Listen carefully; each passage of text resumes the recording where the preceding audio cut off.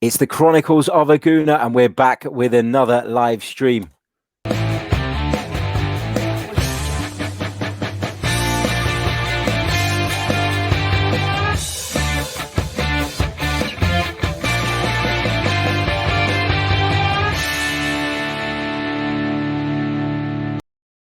Hello, good evening, and welcome back to the Chronicles of a Gooner, the Arsenal podcast, brought to you by the last man standing with loserpool.com. As ever, I'm your host, Harry Symeou, and my guest this evening is Arsenal writer Jay Bayford. Jay, welcome back, mate. How are you? Not too bad, thanks for having me on again. No problem. Anytime, mate. You know you're always welcome. Big discussion point today. We heard after the Nottingham Forest game from Rob Holding that Unai Emery had put it to a vote as to who was going to get the Arsenal captaincy. He wanted to hear from his players. We don't necessarily know that was, that they had the final decision, but we know that they will have had an influence on Unai Emery's decision. Now, I could have told you weeks ago that Granit Xhaka was going to be given the armband. It's obvious. He's been given it pretty much every time he's played. To me, whilst it might not be my first choice, I understand why Emery's gone that way, kind of, I guess. So on this evening's stream, and it is a live stream, so a big hello to everybody who's watching us live at the minute, and of course to those who tune in later, whether that's on iTunes or SoundCloud, Spotify, wherever. Big hello to all you guys, and a big hello, of course, to those of you who are going to watch this back later on. So if you are, please don't forget to hit the like button, subscribe as well. That's really, really important. Our Manchester United preview came out earlier today. We were joined by Rodri Giggs, brother of the legendary Ryan Giggs, who famously made that fantastic advert, the Paddy Power one, taking a piss out of his brother. I thought that was fucking sensational. So a big shout out to Rodri for that. And you can check that out. It's on our channel now. Also tried to do a bit of FIFA content today. Never done that before in my life. Wasn't great. Few teething problems, but we'll get there. So that's something new as well that we'll be adding to the channel going forward. Now, David Ornstein reported it, didn't he? He said that Granit Xhaka had been named the new captain. Let's have a look at the tweet that David Ornstein put out. He said, exclusive, Arsenal head coach Unai Emery has named Granit Xhaka as permanent captain, consulted players before relaying final decision to the squad this morning. Xhaka has led AFC in 6 of the 8 games this season and turned 27 today. Vice not finalised. Hearing it's between Lacazette and Aubameyang. And before we get into the detail and before we dissect this whole thing, Jay, your first thought when you heard this news? It's sort of it was obvious that it was going to happen. As I say, he's led the team in pre-season. He led the team this season. When he's played and started, he's had the armband. So although obviously it's good to have an official announcement, there was no sort of news as such because everyone knew that was going to happen. Yeah, I agree with you. Lots of people are up in arms about it. They're completely shocked by it.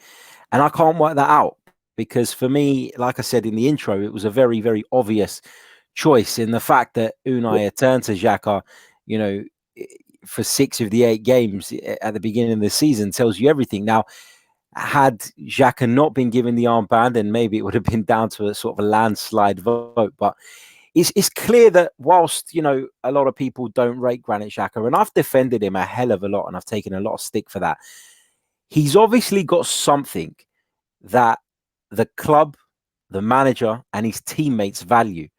And, somebody made the point the other day that maybe it's not necessarily leadership just on the pitch, could be leadership on the training ground, could be the way he is in the dressing room. I don't know. I guess we're not privy to that sort of detail, but I agree with you. It was something that was bound to happen. Jay, let's put to the side 1 minute. If you were Unai Emery and you weren't going to pick Granit Xhaka, is there anyone else that stands out to you that you would have said, right, actually, I'll give it to him? If I could pick myself, I'd give it to Hector. I know he's been at the club for a long time. I think he's always, he's not afraid to stand up for what he wants to talk about. He does a lot of lectures about things. He's happy to speak about a number of different things. But I think he's a sort of, he's got good mental strength. He's a leader.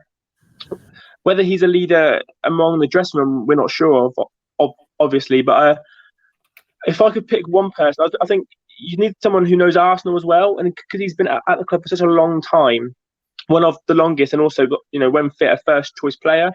I probably would have gone for him, but I can understand with him being out injured for quite a while, maybe Emery has not picked him first choice, or maybe he just obviously thinks that Xhaka's a better captain to pick. But I'd go with Hector myself. Okay, interesting. Let's have a look at why Unai Emery's picked him, because Unai Emery released a statement shortly after, and Unai Emery's statements are often difficult to dissect, and again, always. Yeah, I mean, again, it's not a dig at him. I wouldn't be able to do a statement in Spanish, so fair play to him.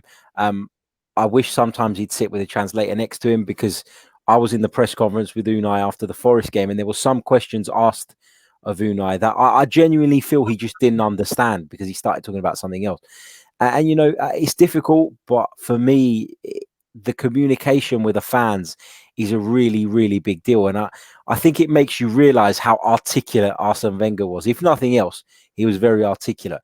Right, let's have a look. So Emery was asked why he feels that Xhaka is the best man for the job. He said, first, he is mature and he has experience, and we are all living all the time under pressure, under criticism as coaches, as players, as a club. The most important thing is to stand up in each moment, go ahead, and to show his quality with his behavior, with his commitment. And in the dressing room, the players voted for him as the first. After I spoke with him, and we want to change that opinion outside, because that respect that he has inside the dressing room is very, very important. And also keep moving ahead, playing, improving, and with behavior and his commitment. Each match for him, for me, for everybody is a very good opportunity to show our capacity. Unai just uses the same words over and over again, doesn't he? I trust and believe in him, and he's a good man, a good professional, and a good player. Sometimes he has made a mistake, yes, but the most important thing is to analyze, to learn, and to correct that in the future. His challenge and our challenge is to change that opinion, and above all, show personality and improve in each match and give us help every time. The first match is on Monday at Manchester United. Jay, what do you take from that? First, I think what's clear is that they've made it aware that they've seen the issues that he's had this season, and that the fans have been a bit upset by his displays on the pitch. And they've sort of mentioned the fact that he's got to win the fans over again, which is quite intriguing. I thought they'd just sort of lay on him as a person, as a leader, and just go through that. But towards the end, they do sort of say that he does have to sort of win the fans around as a captain and a player as well. Do you think that the Arsenal coaching staff and the players quite understood how disappointed some fans have been with Granit Xhaka prior to that booing when he came off the other day, or the jeering, whatever you want to call it? I'm not sure, because you hear about players sort of ignoring things outside the club, and they just sort of focus on what they're told by the club and that. But then you also hear sometimes that they do look at social media, they do look at the reactions of fans to sort of gauge on what the feeling is. So I don't think they'll look at things outside the club too much. I think they'll see what happens in training, what happens in the games. They'll do their own things really to determine their own ideas, and then they'll go with that. So if the fact that obviously the fans booed Xhaka, which isn't really a great thing by the fans, I don't think that they would have anticipated that before it happened. I mean, I think they would have seen it, and maybe that quote there is in relation to the booing, but before that, I don't think they really would have thought about it too hard. I think the way the fans treated Granit Xhaka the other day was a fucking disgrace, if I'm honest. Lots of people criticize Granit Xhaka, and whilst I think that he gets it way too much, I do get some of the points that some people make, that the constant mistakes, the lapses in concentration, the attitude at times. I get all that. Yeah. But there's no excuse for reacting the way that they reacted when one of your players is being substituted. Now, Granit Xhaka wasn't great that day, but neither were a lot of players. And for me, and I said it at the time, Dani Ceballos was probably just as bad that day. But nobody gives him a hard time, and nobody gives other players a hard time. Now, where I've taken issue with this whole Xhaka captaincy thing is not so much that Xhaka is the captain, more so that it's taken until the 27th of September for Arsenal to announce their captain. Now, I totally understand that the Koscielny thing would have changed Unai Emery's preseason plans, etc. But you've got to have this in order early doors. You've got to go into the season knowing who your captain is and, communicating that clearly to kill this story, because this has been an ongoing story since our season started. Who's going to be captain? Who's going to be captain? And it feels like there's always a distraction at Arsenal, whether it's transfer speculation or whatever. There's always something going on. And for me, Arsenal could have nipped this in the bud early doors and got this done and dealt with, and we wouldn't be having, the major discussions that we're having about it now. When I look at the rest of the squad, who would I have given it to? I really don't know.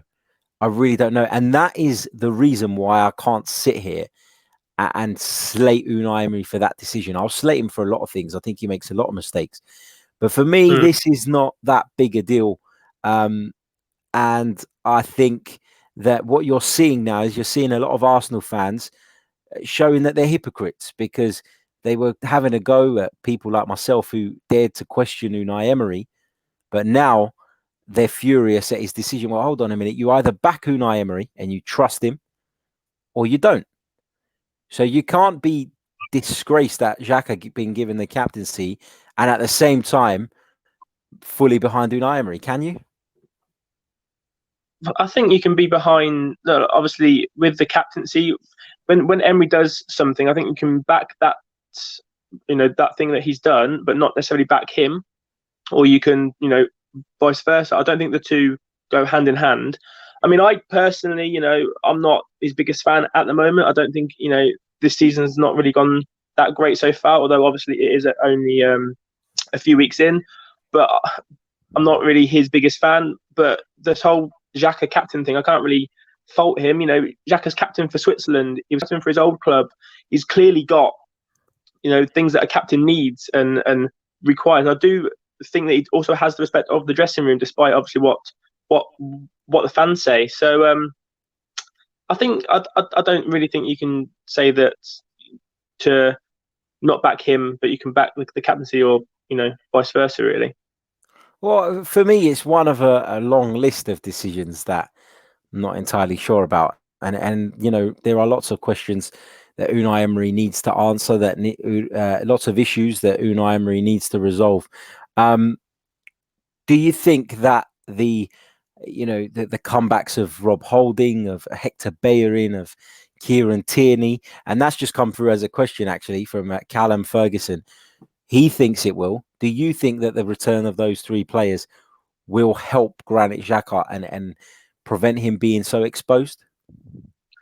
I think the biggest thing that will help Xhaka is if you play him in the right place. I don't think he's played he's played at the base. He's the anchor man in the Arsenal midfield. I don't think he has those attributes. When he first came to Arsenal, Wenger said a few things in the first few weeks where he was a holding midfielder, then a box-to-box, and then a number 10. Wenger didn't quite know where Xhaka fitted in the team. Obviously, Emery's picked him out as the anchor midfielder, but I don't really think he has the attributes to succeed there. He's not as agile and he gets past quite often. I think, he obviously is trying to be used as a deep line playmaker, but I think you have to have someone alongside him to do all the dirty work. Then you give him the ball and then he can spray the passes and do that. So I think the fullbacks will help, but I don't think they'll help just Xhaka. I think they'll help the team. We'll have defenders who can defend on the flanks and support the attack as well, which right now we start on both sides, mainly just attackers at fullbacks in Maitland-Niles. He's not that great defensively, but going forward he's good, whereas Hector I think will bring that sort of both sides to the game. I think the biggest thing for Xhaka is to have someone alongside him who's actually going to help do the job that he's actually been asked to do. But I don't think he quite can do it.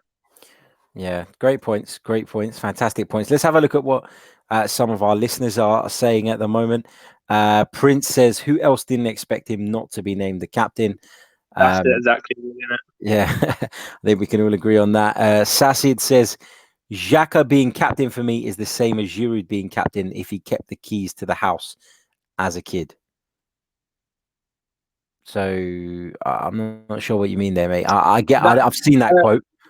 Yeah, that's just sort of saying that. I think when he first arrived, he said that he had keys before his big brother or something, and so that's why he had leadership skills. And that quote's been sort of circulated quite a lot. Yeah, I've seen that quote, but what's the link with Giroud there?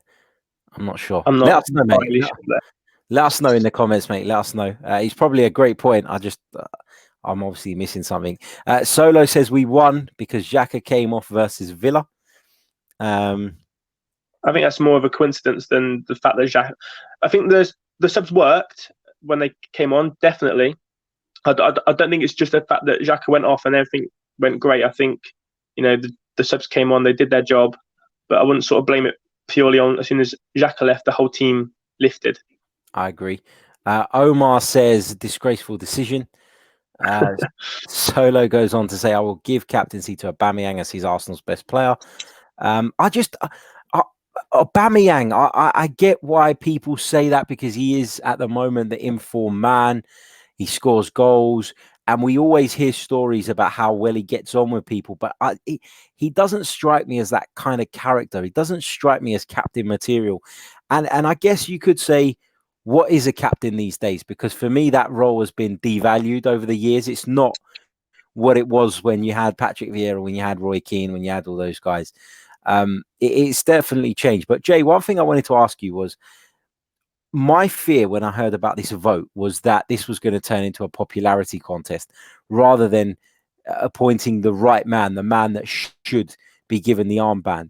Because the example I used was, if you look back at the Manchester United glory days, for example, you look at someone like Roy Keane, you can bet your bottom dollar that somebody like David Beckham would have had more friends in the dressing room.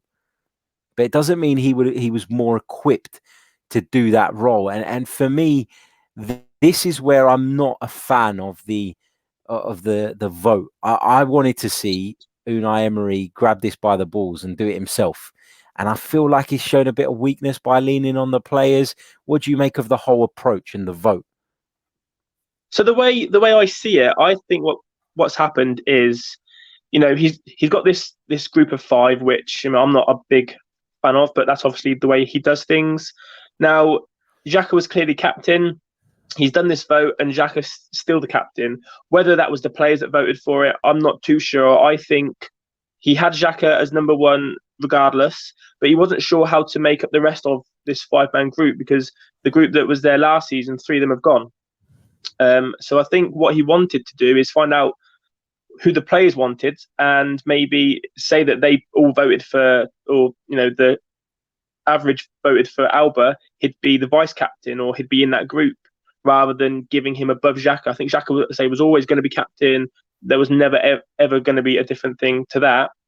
But I think he wanted to allow the players to have their own input into this captaincy group, this five-man group. So that's what I think the vote was.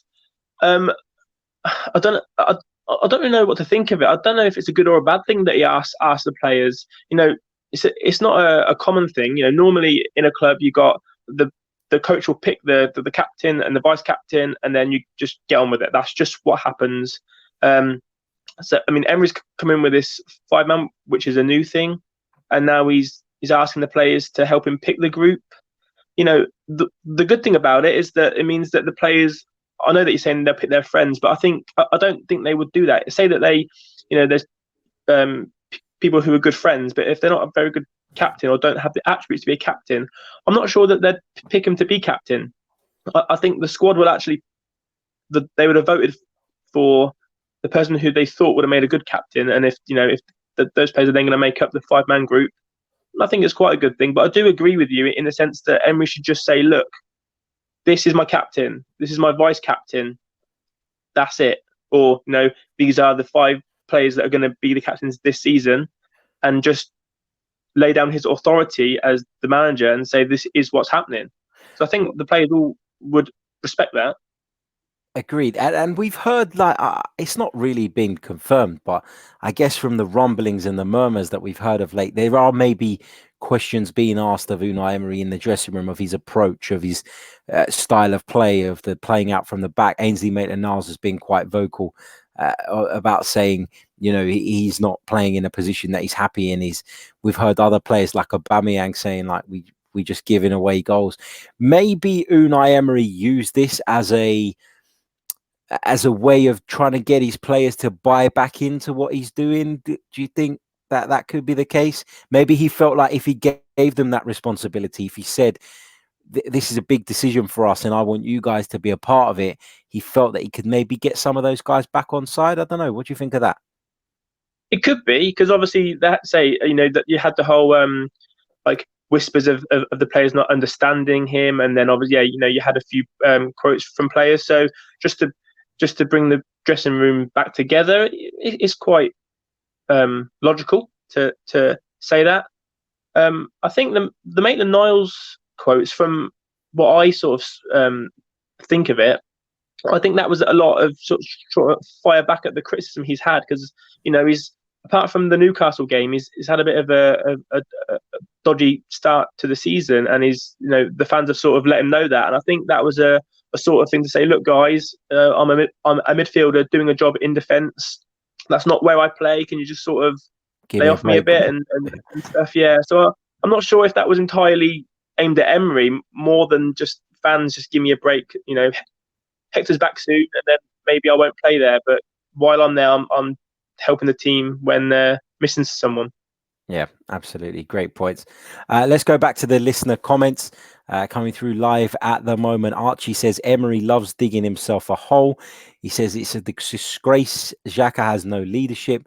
Last season, Xhaka played beside Torreira and still wasn't up to standard. He then goes on to say the United game is huge for Emery. I mean, Jay, if we do go to Old Trafford and get beat, and you look at Manchester United and you look at them and you say they're probably as weak as they've ever been in the Premier League era, I would say. Yep. But I made the point on the preview show earlier that it's still Old Trafford, it's still Manchester United, and Arsenal just don't win there very often. So, there's a good possibility that we could get beat at Old Trafford. If that was to happen, do you think that Unai Emery will come under a lot more scrutiny, and will it start to turn a little bit toxic? Yeah, a negative result will definitely turn things quite sour. I think the recent wins have sort of helped him a little bit after the Watford game. I still think he's under pressure now, even with the wins that we've had. Going to Old Trafford is just awful for Arsenal. No matter what state United are in, Arsenal always find a way to draw or lose. We never seem to do well there. And if that was to happen again, I don't think anything would happen to him in terms of like his job. I still think he'd keep his job, but a lot of fans are turning against him, and I think if he wasn't to get the required result at Old Trafford, I do fear that there'd be sort of no coming back from the fans. I think he might lose the fans altogether, or the vast majority of them. And he had the dreaded vote of confidence recently. If he was to lose at Old Trafford and then not sort of pick up after that, I do maybe fear that he would, his job would be on the line. But going to Old Trafford, I'm not very confident personally. I'm not sure about you, but just going there is never a good sign for us, and I'm not sure Emery's going to change that. Yeah, I mean, when you look at United's team and you look at Arsenal's on paper, you would say that Arsenal have a real good chance of going there and getting something. But like you said, it's Old Trafford, and I just don't feel confident either, if I'm honest. Let's have a look at some more comments. KWXSI, I'm not sure if that's supposed to say something. I've not pronounced it right. He's definitely being played out of position in regards to Granit Xhaka. His first duty as captain is to tell Unai that. Let's see. Callum asks, do you think Kolasinac will start further forward with Tierney left back on Monday? I don't, mate. I don't think there'll be two of them in the team. I think it will be Tierney. Fingers crossed he's fit enough. He's come away from the last game without any problems. Robert Mugabe, what name? He says he can't tackle or isn't mobile enough to be a CDM, and he's too one-footed to play further forward. And forget number 10 because he can't dribble or pick a defense-splitting pass. Xhaka or Holding should have it. In regards to the armband, mate, is that your real name? Let us know in the comments. Interested to know that. Sassid goes to clarify his previous comment about Giroud. He says Giroud and Xhaka are very similar, both slow, both with a lot of errors, misses, giveaways, extremely one-footed, a liability. So for me, it's the same as giving the captaincy to Giroud if he had leadership. Okay. Ame Arnav says Ozil, Oba, and Laka are all players who players look up to, not captain material. Give it to Holding. You're a born leader or you are not one at all. Age doesn't matter if the atmosphere is correct. Tommy says if we win games, all will be fine, but when we lose, it will mean even more stick for Xhaka because the fans will use this captain thing to pick out a scapegoat, even if Xhaka plays well. I do think that Xhaka gets a hard time. That is a fact in my opinion. He does get over the top criticism, and you know it isn't helpful, and you do know as an Arsenal fan that the minute things turn south, he'll be the first one people are pointing at. No, but Blanc says Xhaka will get Emery sacked. David Marr says Xhaka a captain, what a joke, he's not even good enough to be a footballer. And Joker, yeah, that's harsh. It is harsh. David, why is he not good enough to be a footballer? Let us know. Joker Alarm says now that Xhaka is captain, he'll become undroppable despite Emery's comments in the interview. This is the thing I find strange. People talk about Xhaka being undroppable. The captaincy doesn't change that. Jay, would you not agree that Xhaka has been a pivotal part of Unai Emery's plans from day one? He always gets picked, and the captain's armband doesn't make a difference in that. Yeah, I mean, if you're saying that purely because he's captain, he's going to play more than he did. I mean, no, because that's impossible. He played at every game that he was fit. So the captain won't change the fact that he won't get picked more. But I do think it means that say he came in for a bad patch of form, which is sort of arguable that he's in that now. He won't get dropped as quickly as a non-captain would. I think that's probably what people are more sort of saying. The fact that now that he's got captain, any chance of him getting dropped is a lot, it's more minimal than it was before his captaincy. But the fact that, he played every minute of every game before captaincy, and that's not going to change now. I disagree there because I think that Unai has shown, and, again, people that watch this channel will know that I'm not a massive Unai Emery fan. However, one thing I'll give him credit for is he's had the balls to drop players. And when you look at his 5 captains last year, Mesut Ozil was one of them, and he didn't give a shit about it. He treated him with, in my opinion, disrespect quite a lot of the time, and didn't really give 2 fucks whether he was one of the captains or not. So I think that to say that is going to mean that Emery won't drop him, I think you're not giving Emery enough credit there, because Emery has, in the past, shown that he will pick different players if he feels that's the way to go. Just before I move on to a couple more comments and we wrap it up, as much as I am maybe on the fence about this decision, and I'm not entirely sure it was the right one, for all the bad things I say about Unai Emery, you have to give him credit for having the balls not to follow the fan opinion and to go with what he believes, because it would have been very easy to bottle making Granit Xhaka the captain after what happened the other day. Do you not agree? I think had he gone with someone else, there then would have been questions as why was that person not captaining the team before Xhaka? So there would have been even more questions, sort of why Xhaka first and now not Xhaka. I think picking Xhaka as the safe option, not that I have any issues with it as such, but I think picking Xhaka was the safe option because it means that if he hadn't picked Xhaka, there would have been questions of why has he lost the captaincy. He's obviously in a sort of his form is up and down at the moment. I think that there would have been more questions about it. The fact that he's picked Xhaka he's put the sort of question to bed. Everyone knew it was going to happen. So if he'd picked someone else, with everyone sort of assuming that Xhaka was going to be the captain, I think that would have put Xhaka under the spotlight even more, and then questioned Emery's reasonings for using Xhaka in the first month of the season, and now all of a sudden thinking, no, I'm going to choose Alba or Laka or whoever he would have chosen instead. Good point. Good point. It's another way of looking at it, certainly. Great points, Jay. Right. I think we're going to leave it there. We've been going for half an hour. It's our third stream of the day, so please check out the previous ones too on our channel. This one and the Man United preview will be available in audio format too. You can find those on iTunes, SoundCloud, YouTube, or Spotify, and various other podcast outlets. Subscribe, like, share. You know the drill by now. So that brings us to the end. Interesting discussion. Great to have you guys on board in your comments. My thanks to Jay for joining us once more. And we'll be back very, very soon with some more Arsenal-related content. So until then, take care.